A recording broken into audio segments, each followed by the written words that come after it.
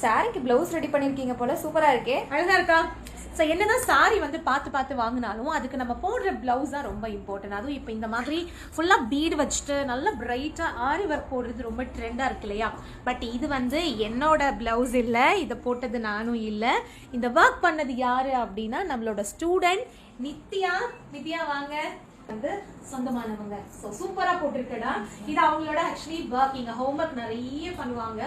So இது வந்து இது என்ன கான்செப்ட்ல ஒர்க் பண்ணிருக்கீங்க? மண்டபம் மாதிரி. ஓகே, ஒரு தேர் மாதிரி மண்டபம் மாதிரி அதை வந்து ஃபுல்லாக இந்த மாதிரி ஜர்தோசில் ஒர்க் பண்ணுறது உண்மையிலேயே கொஞ்சம் வேலை அதிகம் தான். இது ஃபுல்லாக பாருங்கள் எந்த அளவுக்கு ஃபினிஷிங் கொடுத்துருக்காங்க மேட்டில் அப்படின்னு. ஸோ நடுவில் வந்து ஒரு சாமியும் தேர் கட்டிட்டு சாமி இல்லைன்னா எப்படி?